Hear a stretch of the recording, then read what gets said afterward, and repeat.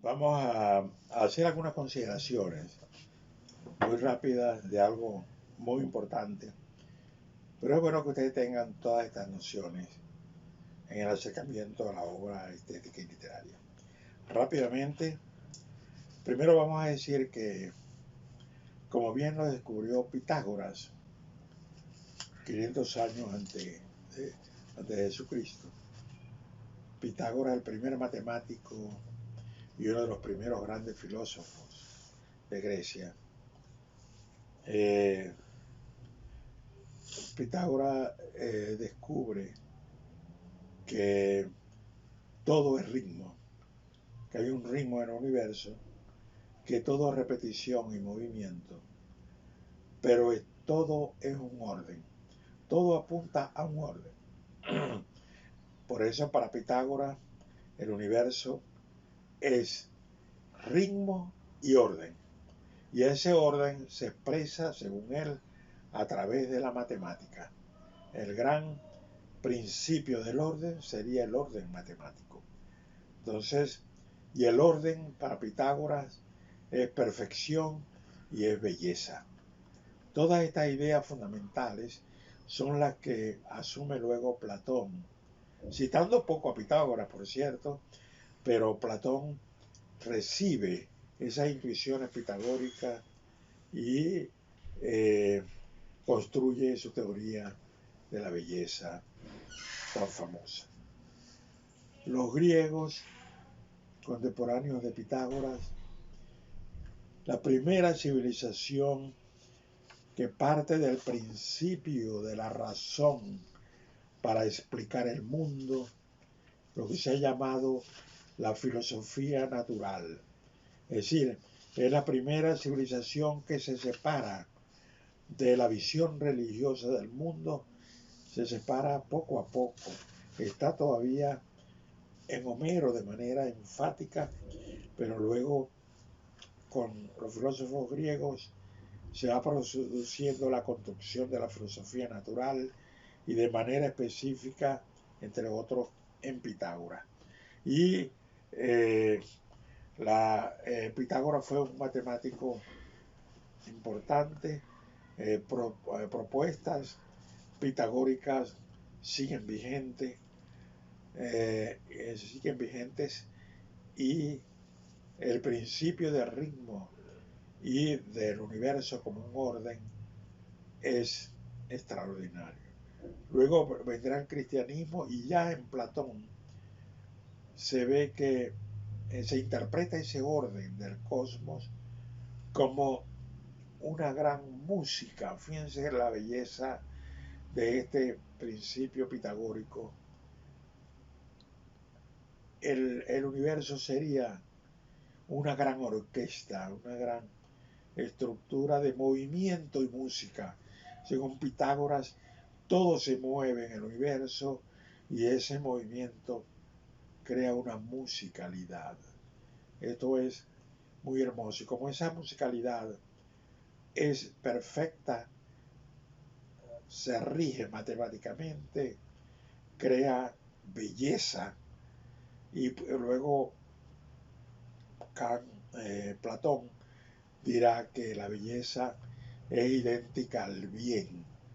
Ese es el principio de lo que luego con el cristianismo se va a concebir como la intencionalidad ética y moral. El universo tendrá una intencionalidad ética y moral orientada al bien. Eso, un hombre de fe cree que eso es así. Un hombre escéptico se coloca a distancia de una concepción como esta, pero estas son las ideas fundamentales sobre el cosmos.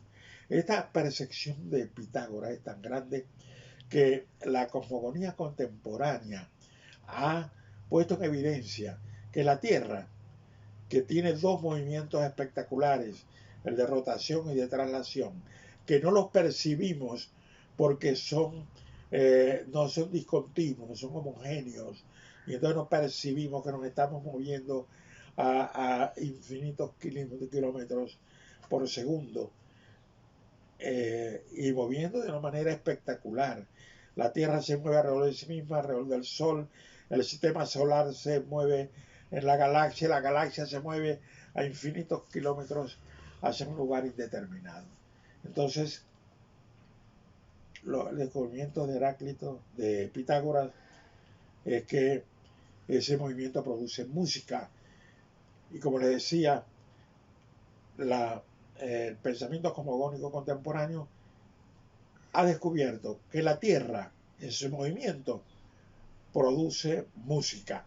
Esto es, la Tierra, en el contexto del cosmos, es también un instrumento musical. Fíjense qué cosa tan hermosa. Eso en primer lugar. Avanzamos, son ideas estupendas. Ya ustedes irán a los textos. Yo se los enuncio simplemente. Otro de los principios fundamentales de los contemporáneos de Pitágoras es la tesis de la divina proporción. Todo está ordenado, todo. Ahora los teóricos de la psique dicen que el hombre no puede percibir nada si no está ordenado. Entonces, todo está ordenado. Y el gran principio griego es el principio llamado de la divina proporción. El cosmos está ordenado, el cuerpo está ordenado, al igual que el cosmos. Así el cuerpo, así el cosmos.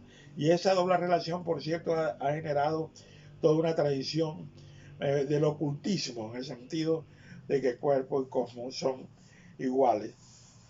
En todo caso, el arte griego generó, a partir del principio de la divina proporción, lo que se ha llamado la estatuaria, el arte griego de la estatuaria. Estatuas del hombre desnudo, porque tendría una divina proporción. Para decirlo rápidamente, solamente a título de información a ustedes, si no han llegado a este conocimiento antes, para los griegos del siglo V, 15 y 5 y 4 antes de Cristo, la época de la primera racionalidad, el cuerpo hermoso era el cuerpo joven masculino. Y entonces se creó una estatuaria del cuerpo joven masculino desnudo y no el cuerpo femenino. El cuerpo femenino, decían los griegos, era un cuerpo frío y se dejaba de lado. En todo caso, la estatuaria femenina se le cubría. Había que cubrir el cuerpo femenino, y los griegos ya tienen uno de los horrores ante la desnudez del cuerpo humano, que es el horror ante la genitalidad femenina. La genitalidad femenina no puede ser revelada, entonces tiene que estar siempre oculta. Por cierto que Roland Barthes ha señalado que eso ha generado uno de los movimientos del deseo, porque el deseo, dice Roland Barthes, no es el mostrar, no es la desnudez plena, el deseo es ocultar, mostrar, ocultar, mostrar. Eso las grandes del deseo lo saben, y los grandes telas sobre el cuerpo desnudo que muestran y ocultan van creando una sintaxis del deseo.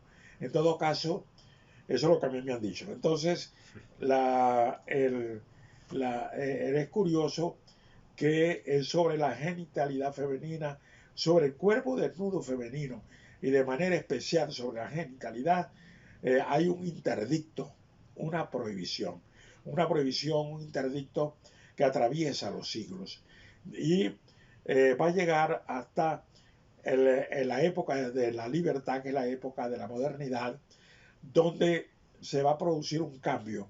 En el Renacimiento, los siglos XIV, XV y XVI, se va a producir un cambio en la percepción de la desnudez, y entonces la desnudez femenina toma el lugar central a través de la curvatura de lo corporal. Y la curvatura, pero siempre el interdicto de la genitalidad.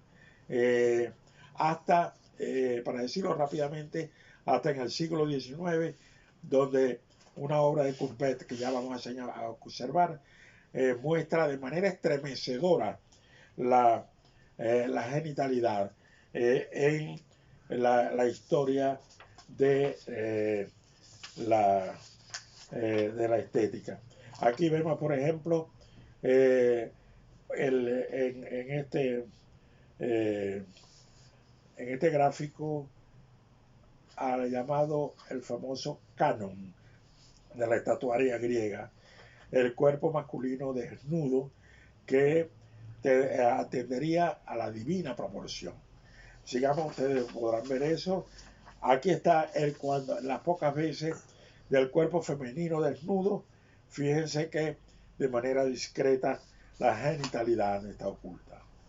La genitalidad que debe quedar oculta porque genera, dice Freud, un sentido abismal. Y el abismo, dice Nietzsche, hay que mirarlo, pero no hay que mirarlo mucho, porque si miramos mucho el abismo, dice Nietzsche, el abismo se mira dentro de nosotros. La genitalidad femenina y el interdicto sobre ella. Esto es un hecho bien interesante. Fíjense cómo justamente en la maja desnuda del Goya de 1800 está justamente el cuerpo desnudo de femenino. Como ustedes saben, las dos majas que están en el Museo del Prado en Madrid son impresionantes. Aparece el mismo cuerpo femenino desnudo y vestido. Esta es la expresión de la maja desnuda. Pero si ustedes se fijan, la genitalidad está oculta. Y así aparecen en general los desnudos. A las niñas le venden una muñeca y la muñeca, usted le mira la parte de la genitalidad y está como una maja desnuda. Ahí no hay nada. Entonces, está cerrado, todo cerrado.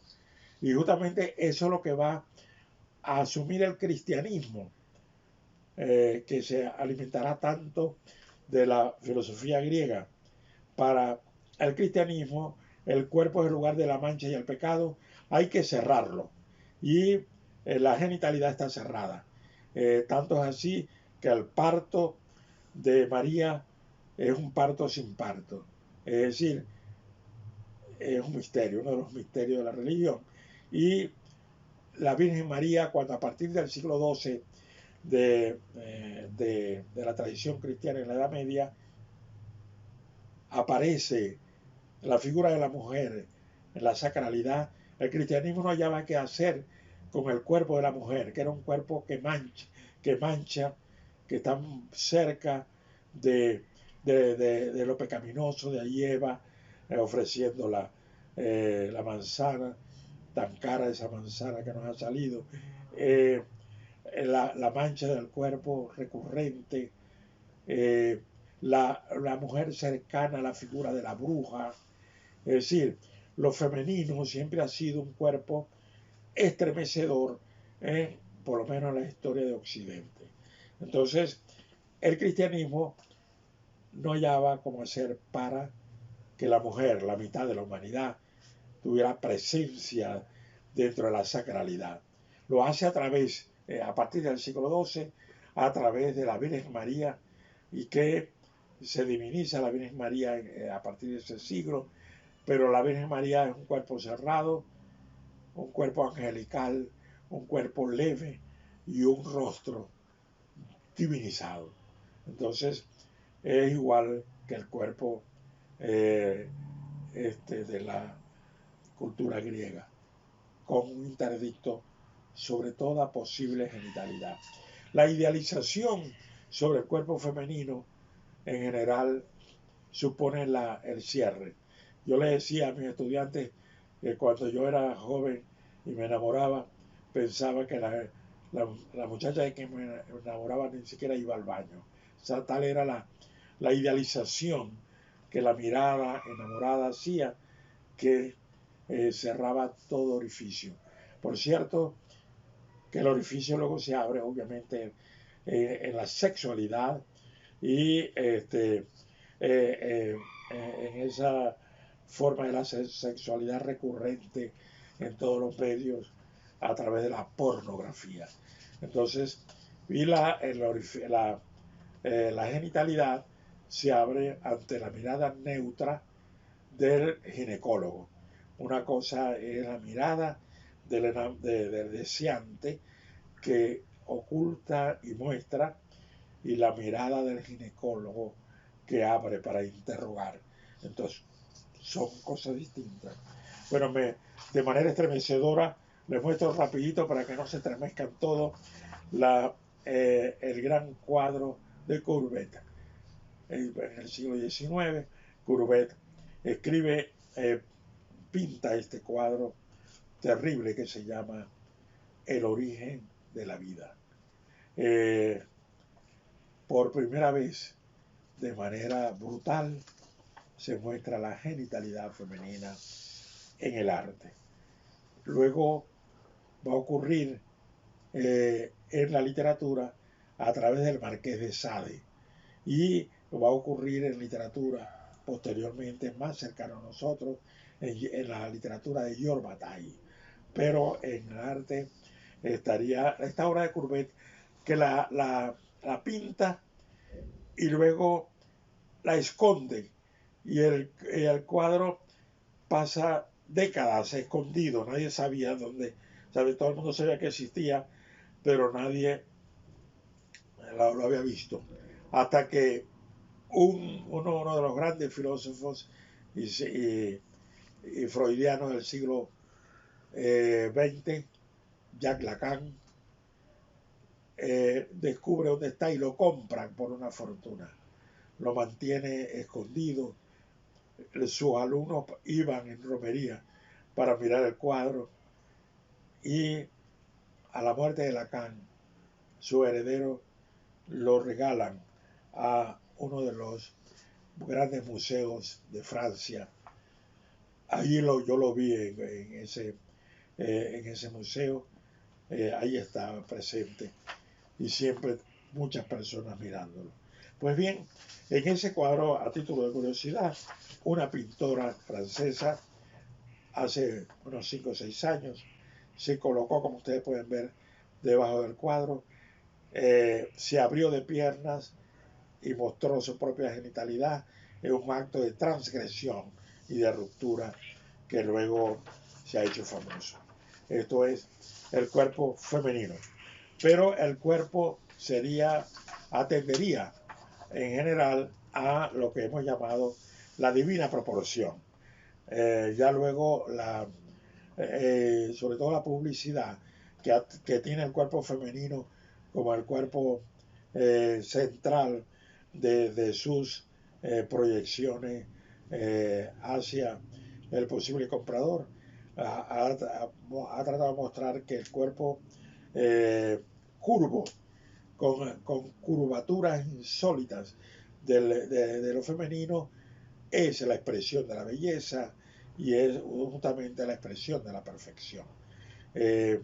Realmente nosotros vivimos en este momento la sobreabundancia de la figura femenina como signo para vender para el producto que sea. Nosotros vemos un video de un cantante en la televisión, lo más seguro que es que el cantante no canta nada, como la mayoría de las cosas que presentan en esos canales de música contemporánea, más ruido que música, y entonces pero presentan mujeres desnudas moviéndose de manera sensual, y la gente considera que el Señor es un gran cantante. Entonces, eso es lo que ocurre en este momento. Pero en la tradición griega es el cuerpo la divina proporción. Un ejemplo para terminar esta derivación importante es el llamado cuerpo de Vitruvio. Vitruvio fue un arquitecto del siglo I después de Cristo, romano. Ya había dado el entronque de Grecia y Roma. Ya podríamos hablar de la cultura greco-romana. Vitruvio parte del principio de la divina proporción para toda su arquitectura, crea obras magistrales y memorables. Pues bien, y escribió un libro sobre cómo realizar la arquitectura en función de la divina proporción. Y ese libro llega a manos de Leonardo da Vinci. Leonardo da Vinci, en pleno Renacimiento, se queda asombrado ante las intuiciones de Vitruvio, y entonces, siguiendo sus indicaciones, dibuja, porque es un dibujo, lo que se ha llamado el hombre de Vitruvio. Ese hombre que ustedes pueden ver en el gráfico, con las manos y las piernas abiertas, que produce uno de los principios de la divina proporción, la perfección matemática y lógica y geométrica. ¿De qué manera?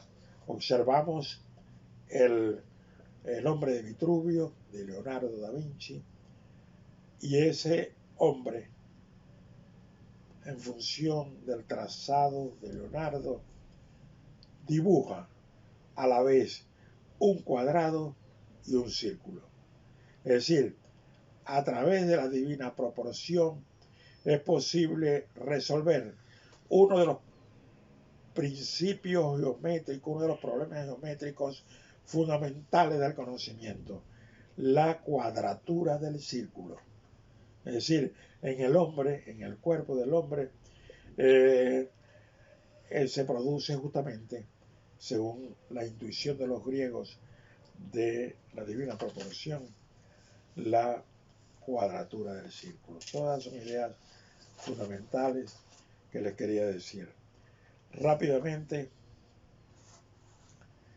el arte y la literatura, según esta tradición de la divina proporción, atendería al orden, al principio de perfección y a la belleza. La primera intencionalidad del arte clásico y la literatura es la belleza. En el acaecer del acontecimiento narrativo, ese principio está en la trayectoria del héroe. El héroe es una de las grandes creaciones del imaginario clásico de la literatura. Entonces, estamos en presencia de una concepción de la literatura que llamaríamos edificante. La literatura edificante que continúa vigente. La literatura edificante está presente, viene de antiguo.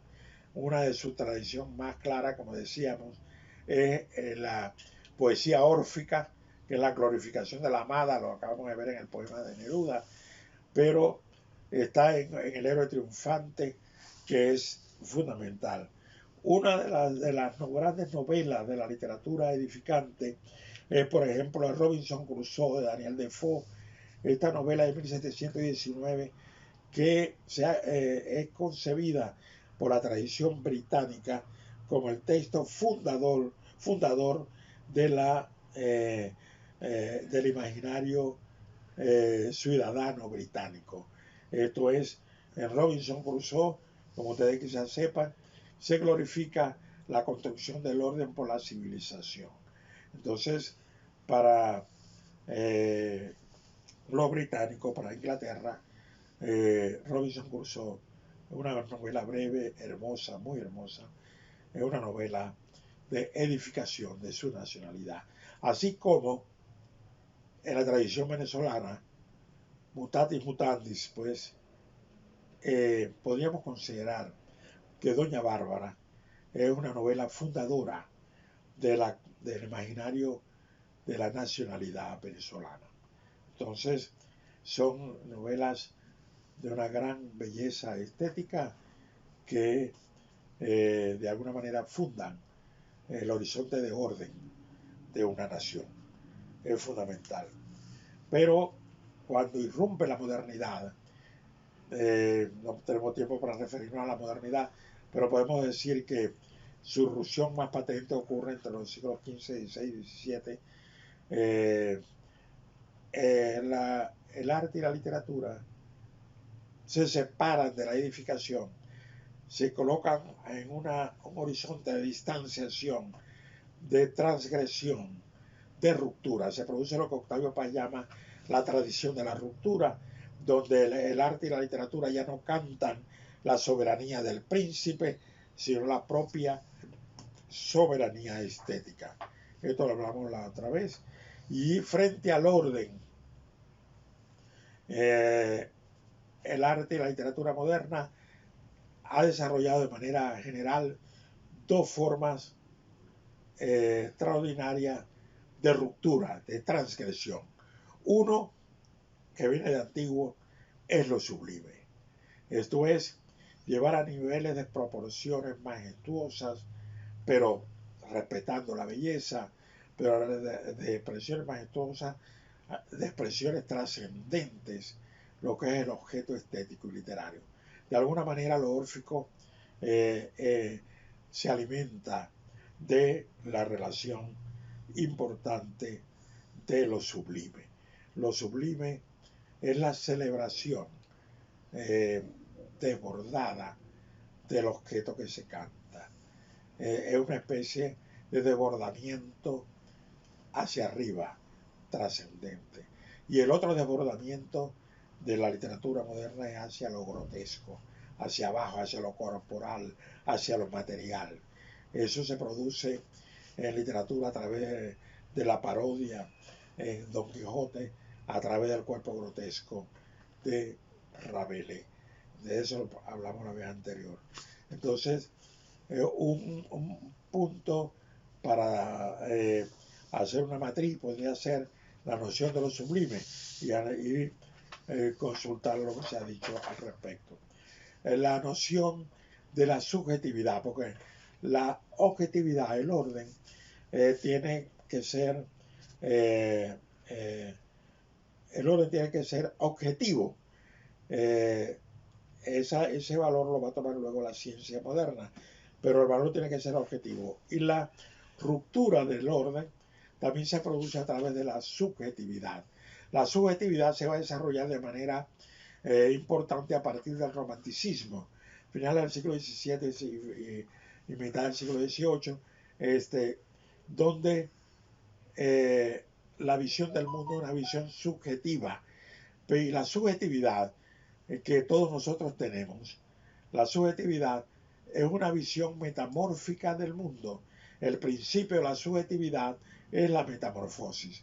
Nosotros vemos el mundo en función de la estructura pasional que corre por el interior de cada uno de nosotros. La subjetividad es metamorfosis. Entonces, que se equilibra con el equilibrio, con lo objetual y la objetividad del mundo.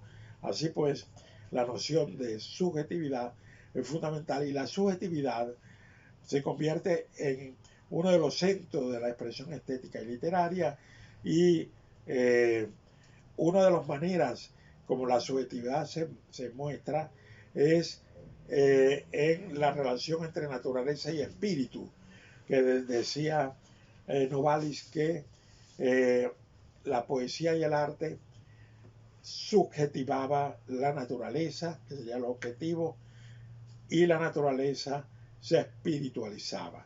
Es decir, la subjetividad entra en la naturaleza entra en lo subjetivo, y un ejemplo de ello clásico es esta figura que se llama justamente Caminante sobre un mar de nubes. Tiene este título tan bello, donde esta persona mirando el paisaje, la naturaleza entre nubes, realiza la subjetivación de la naturaleza y la objetivación de la espiritualidad. Y un elemento de ruptura, en los momentos de ruptura del romanticismo, pero más adelante con las vanguardias, de manera particular con el llamado dadaísmo y con lo que se ha llamado el efecto en atención al gran pintor que se llama Duchamp. Duchamp va, en esta tradición de la ruptura, va a romper lo que se llama la institución arte. ¿Qué es el arte? ¿Qué es la literatura? Decían los dadaístas y decía Duchamp, la literatura y el arte, la expresión estética, es aquello que con mi intencionalidad yo lo nombro arte y literatura. Un ejemplo claro de una expresión estética es lo que se llama el Reader-Made de Duchamp, o que a través de Picasso se llama el objet trouvé, el objeto encontrado. Es decir, cualquier objeto que yo consiga, lo tomo, lo llevo al museo y lo coloco, esa es una obra de arte.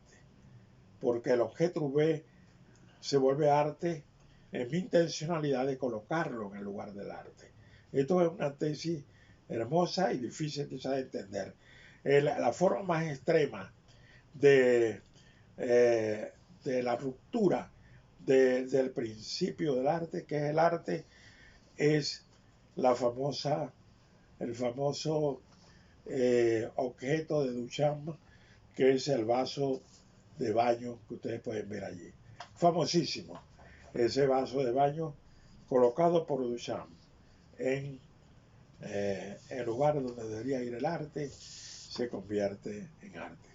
Bueno, eso puede ser discutible, pero eso así lo vemos en el horizonte de la historia del arte y la literatura. Es decir, la literatura y el arte contemporáneo en función de grandes marejadas de ruptura y propuestas insólitas. Grosso modo, pues creo que es importante hacer esta importante digresión para que veamos a qué nos estamos enfrentando. Tenemos que elaborar entonces el proyecto en función de las estrategias generales que he dado y antes seleccionar el corpus, por ejemplo, y desarrollar algunas estrategias de redacción. Yo les sugiero que hagamos lo siguiente. Ustedes elaboren un borrador de proyecto habiendo seleccionado el corpus, partiendo de alguna de las orientaciones dadas. Seleccionan un corpus, son borradores, y elaboran un proyecto comentando cada uno de los aspectos del plan de trabajo. Eso es un borrador. Ese proyecto con su plan de trabajo me lo van a enviar durante este mes. Cuando ustedes quieran, yo lo voy a partir del 10 de... No, hoy estamos a 12 de agosto. ¿Cuánto? 15, 16 de agosto, 15 de agosto. A partir del 20 de agosto, yo voy a empezar a revisar todos los envíos de ustedes. Observaciones, preguntas, borradores de proyectos, corpus. Y le voy a responder individualmente a cada uno de ustedes, haciéndole observaciones. Entonces, para los ajustes a que haya lugar. Y ustedes recibirán mis observaciones, harán los ajustes que corresponden y me lo enviarán de nuevo.